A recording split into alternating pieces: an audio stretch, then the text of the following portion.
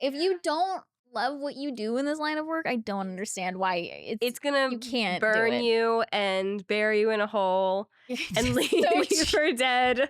Like, so violent. What? If you don't love this job, say it's gonna make you sad, and you're like, no, it's gonna. You're gonna get so burnt out so quickly if you don't love forensics and pathology and like this line of work, because it's so draining. It can be mentally, emotionally taxing, but it is also so rewarding if you love what you do. Yeah. And it'll burn you and throw you in a hole, apparently. If you don't love it, I love it, so I'm not in the hole. You're just on fire. Just a little bit sometimes. It's just a dumpster fire sometimes. Just a dumpster fire sometimes. Have you ever wondered what it's like to perform an autopsy? Ever wanted to know how accurate your favorite crime drama is? If you're brave enough, join us inside the morgue.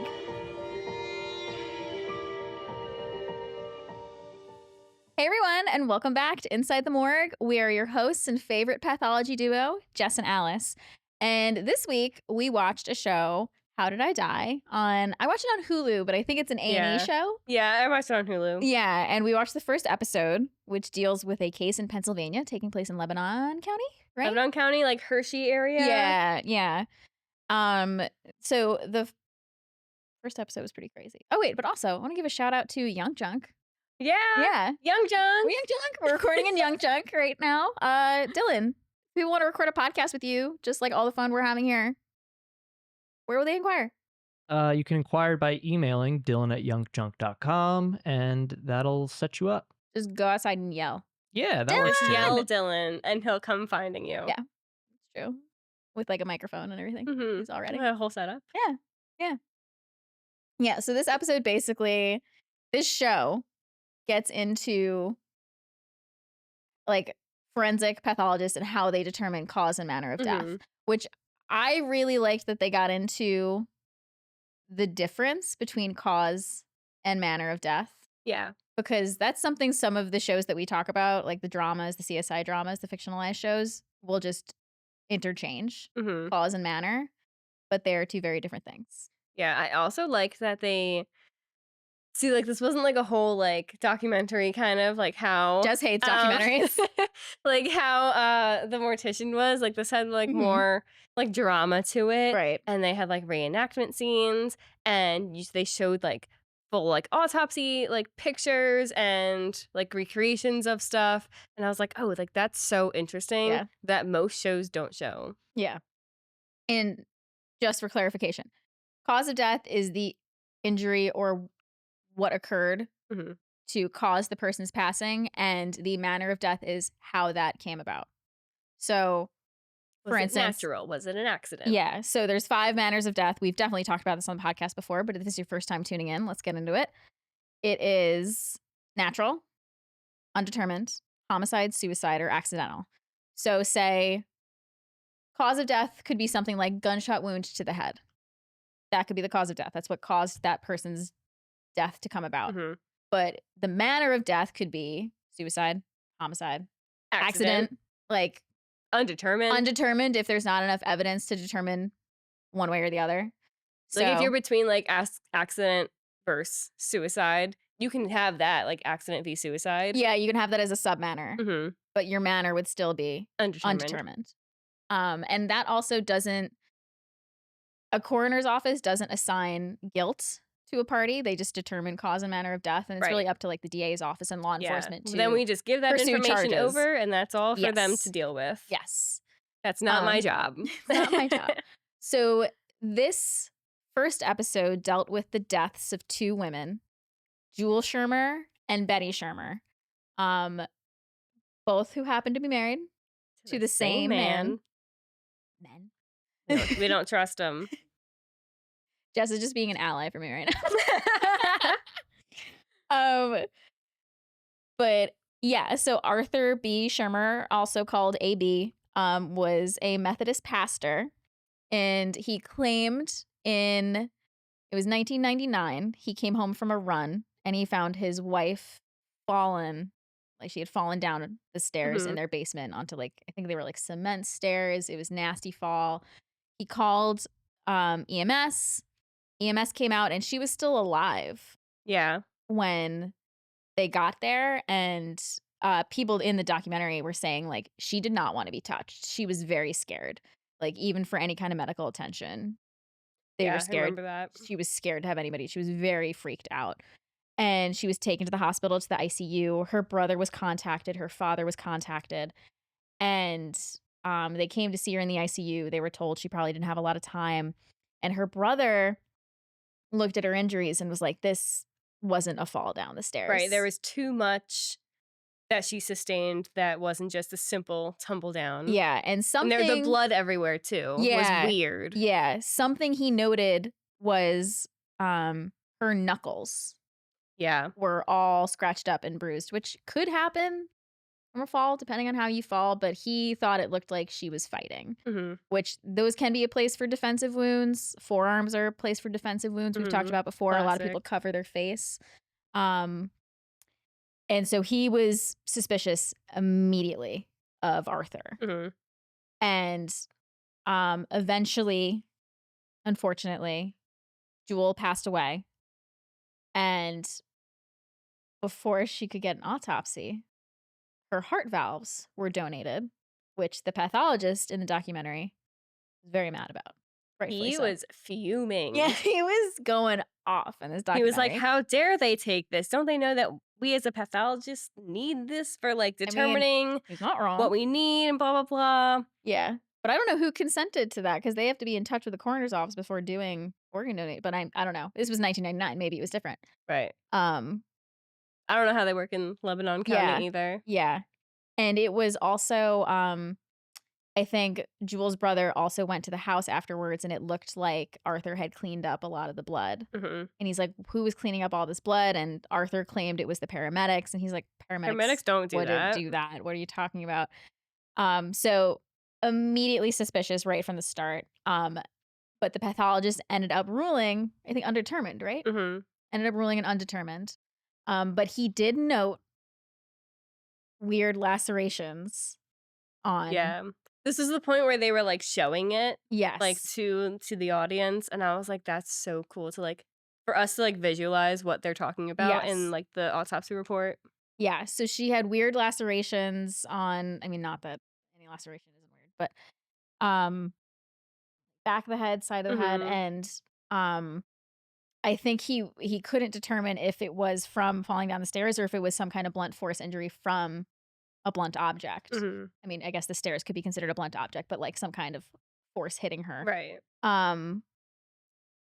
And he didn't love it. So it was ruled undetermined as opposed to like accident or homicide. But didn't look great. No. And I think the brother is so good for like being suspicious right away and like noticing like something feels My off. heart always breaks for the family in these things when they're talking to him. Like, and he was 13 years younger than her, he said. Like she was already married and like out of the house by the time he was like 9 or 10, but he was just so defensive of her and like so protective and just like loved her so much. Like as any family would. And it's just devastating that they had to go through this. And then in 2008. But wait, there's more. Yes.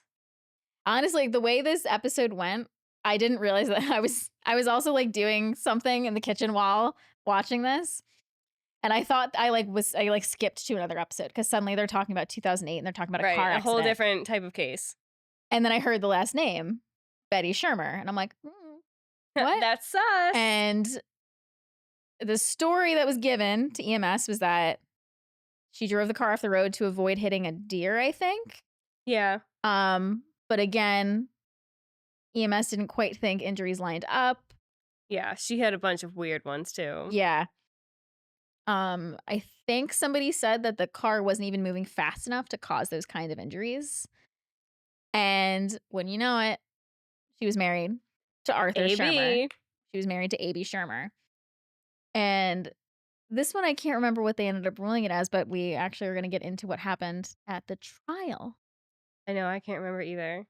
But they also saw I think they were having trouble, like, again, with the blunt impact injuries to the head, if it could be caused by, like, hitting your head in the car, or Mhm. if she was beaten and then put in the And car and placed in the slowly car. rolled and it was staged, which seemed to be a popular theory. Possible. Yeah. Um, Also, just really quick, the difference between a laceration and an incised wound. Laceration is you'll have tissue bridging, which is basically like your skin will be like somewhat bridging like this. You can literally see it, You can like, see it. And it's bridging caused by a across. blunt object, whereas an incised wound is caused by a sharp object, Mhm. like a knife. And there's no bridging, it's like a And there's clean no cut. bridging. It's a clean separation of skin. So when we're saying blunt impact, like lacerations, we're talking about like tissue bridging. Like they were, Mhm. I think the doctor even had a theory that it was a crowbar. Yes. I think in Jewel's case, he had said it was a crowbar or Mhm. thought like something like a Something like that. crowbar. Like I don't think he'd ever flat out say like it was a crowbar for sure. No, because I don't think you can say that No, without having that physical, like, "This is the weapon." You without can be like like, "This is having the it in your type hands. of something that would cause Right, this." right. So eventually, former Methodist pastor A.B. AB. Schirmer, a lot of secrets came out. He was bounced around from church to church for different sexual harassment charges, and he did end up getting charged for Betty's death. So under a no contest plea, Tywalk the judge, that's the judge's name, will determine the length of the sentence, and the maximum penalties for third-degree murder is 40 years in prison or a $50,000 fine. And he can make the sentence concurrent or consecutive to the life sentence. So he could be serving as well. Actually, I think he is. This is an older article. It's from the Pocono report that I found. Mhm. So there was a 10-minute pretrial hearing where Tywalk explained the three elements to the charge of third-degree criminal homicide to Schirmer. The first element is that Jewel Schirmer is deceased. The second element is that you killed her, you caused her death. And the third element is that killing was caused with malice. And Pastor Arthur A.B. Schirmer stood before Lebanon County President Judge John Tywalk on Monday and entered a no contest plea to third-degree murder, resulting in the death of his first wife, Jewel, in 1999. I'm sorry, I misspoke. I said it was Betty that he was being charged for, but it was Jewel. So Schirmer, 66, faced 20 to 40 years in state prison when he was sentenced. And he is serving life sentence for killing his second wife, Betty Jean, and staging a car crash in the Pocono Township to cover up the crime in 2008. So he was sentenced in March 2013 and incarcerated in Greene State Correctional Institute in Waynesburg, Greene County. And Jewel had died at Hershey Medical Center on April 24th, 1999, just a day after sustaining what doctors called a traumatic brain injury. And AB told the police that he found, like we said, his wife at the bottom of the stairs in their North Cornwall Township home when he came home from jogging, which doesn't make sense. um, but what do I know? So at the time of Jewel's death, the couple lived in North Lebanon Township, and Arthur was the pastor at Bethany United Methodist Church in Lebanon too. He was there and a pastor there for 22 years before he moved to Readers in Monroe County in 2001. And so going on, the Lebanon County DA, David Arnold, reopened the investigation into Jewel Schirmer's death after Arthur was charged in 2010 in Monroe County For Betty's. for Betty's death. Yes. Yeah. So Arnold said that his offer of third-degree murder was accepted by Schirmer and his defense counsel on that Sunday night. So when this is a quote from Arnold. We were relatively firm in what we were comfortable with.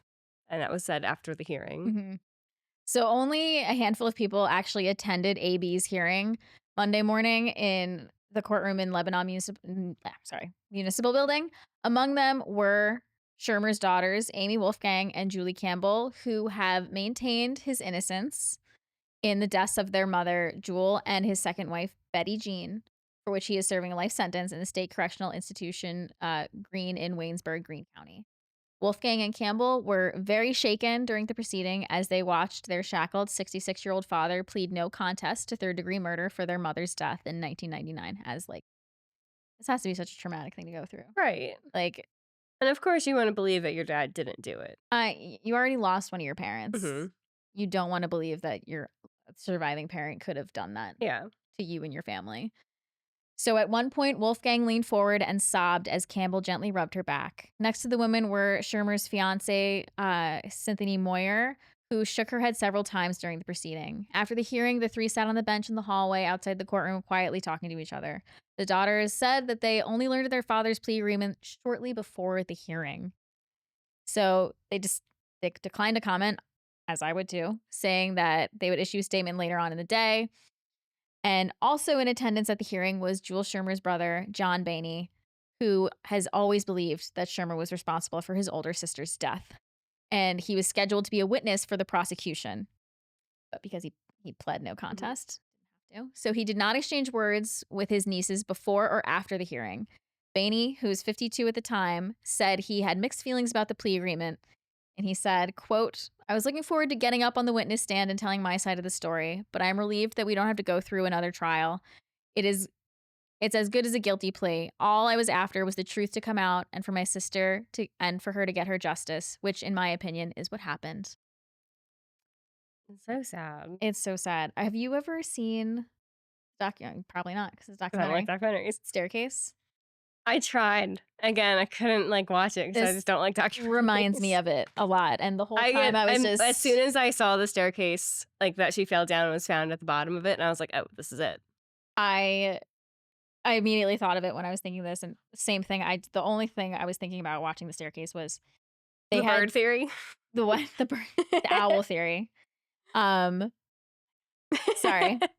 No, the daughters, because the daughters were very divided in the staircase. One of them believed that he had done it. The other ones believed he was innocent, or vice versa. And I'm just like, I can't imagine what this would do to the toll this takes on a person and a family. Right. I just feel so terrible that they already lost their mother and now they're losing their dad. They're losing their dad. It's terrible. And yeah. And a little bit about, I think I have a little bit in here about his sentencing for, yes, Betty. So Arthur Schirmer, like we just said, Pennsylvania pastor, was sentenced to life in prison without parole for fatally bludgeoning Betty Schirmer in 2008. Prosecutors said he clubbed Betty on the head with a crowbar, then loaded her into her car and staged a low-speed accident in an effort to conceal the crime. The former Methodist clergyman took the stand in his own defense and testified that he was driving her to the ER for treatment for her jaw pain when he swerved to avoid a deer and hit a guardrail.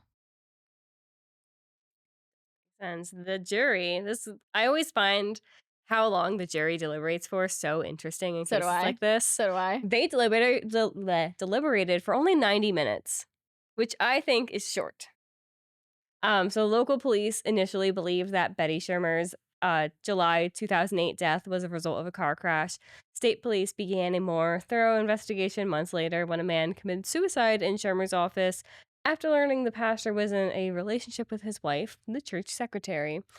Not a man of God. He's not a man of the Lord. Yeah, he had a lot of he had a lot of accusations thrown his way. Yeah. Not a good guy. Yeah, you shouldn't trust him with sexual harassment and all that, and that's why he kept I think he moved from church to church a few times. Now I wonder, and I don't remember if this came up in the episode, did his wife find out and he didn't want it to get out, so he got rid of the wife? I don't know. Both wives? I don't know. Anyway, authorities ultimately concluded the fender bender could not have caused Betty Schirmer's extensive head and brain injuries. Police also found her body on the garage floor, along with evidence. Her blood on the garage floor. Her blood on the garage floor, along with evidence that someone had tried to clean up, which we know he did. Yeah, and that's similar to what happened in Jewel's case when the brother, John, he was like, oh, well, the EMS cleaned up. No, they didn't. And that I think even John, the brother, said that. He's like, I used to work in EMS. We don't clean up after. I just had a scene the other day with a bunch of firefighters, and they all just You walked don't away after the body was gone. No one cleans up. That's a whole different like job. company that you call Yeah. for like blood and biohazard cleanup. Yeah. Yeah. Yeah.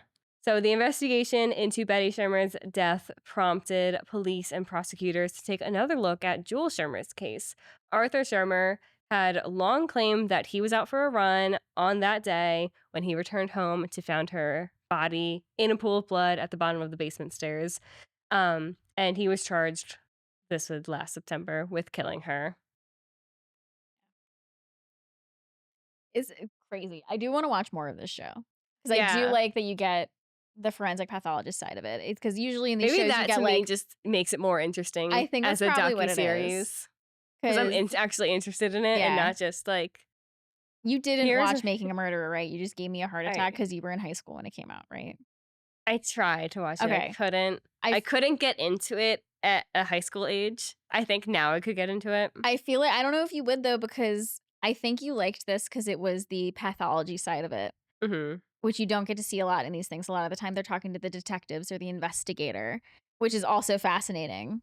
But like this was unique to me in that you got to see the pathology side of it and Yeah. like them explaining why they ruled a certain manner of death or cause of death Hmm. on the death certificate. And I thought Yeah, this maybe that's what pathologist piqued was your like so interest more. passionate when he was talking about He his was case so passionate and like God, I loved him. He was so passionate about it.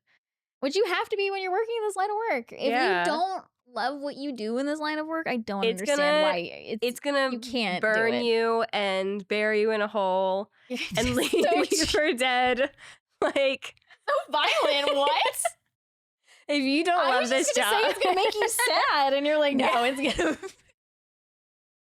you're gonna get so burnt out so murder quickly you. if you don't love forensics and pathology and like this line of work because it's so You have to- draining. It can be mentally, emotionally taxing, but it is also so rewarding if you love what you do, Yeah. and it'll burn you and throw you in a hole. Apparently, If you don't love it, I love it, so I'm not in the hole.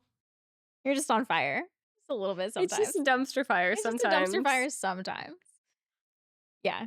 This was My head is like that SpongeBob meme of like everybody running around and there's fire. They're looking through the file cabinet. They can't find his name. Yeah, I know what you're talking about.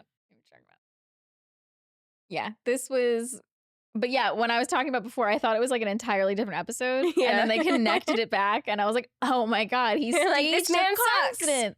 He staged a car accident. That's crazy. And I still like I just want to know like why? Like what happened where he was like, I have to get rid of her. Oh no, I have to get rid of her too. That's the thing is like, I can't dwell on the why people do these things because I'm never going to. Mm-hmm. Thank God I'll never understand. Because like my brain doesn't work like that. And I was don't just want it to. I was just talking to, I think, our office manager this morning about there was a suicide case that happened and they didn't leave a note. And I was like, I like just me personally, this is the thing for me. Like, I hate when there's no notes because I feel like for the family, like there's no closure. Like nobody knows like what they were thinking, what their last thoughts are, like what their wishes are. Mm-hmm. And that makes it worse too. Like what I just want to know. Yeah. But you're so right. I can't dwell on like I the used to why all the because time. it's gonna tear you apart. Yeah, I used to all the time. I used to try and like figure out why people would do these things or like try and I think that's part of why people are so interested in these kinds of shows or podcasts Mhm. because we're like we can't comprehend it. Like we're trying to figure out the why. We're trying to figure out why certain people snap or why are people always like this or is it a Mhm. snapping or are people born like this? Are they raised like this? Like and it's just a question that may not ever really be answered in certain cases. Yeah. And it's, yeah, if your brain doesn't work like that, it's just Right. Maybe this is the Capricorn in me, but like I just want to know everything. Like I don't really care Definitely your about. such a I think this is why I got into this job. Jess Like is I the don't most really care. Capricorn to ever Capricorn. Anybody who's into astrology. That's why I'm I love such her. a Capricorn. Such a Capricorn.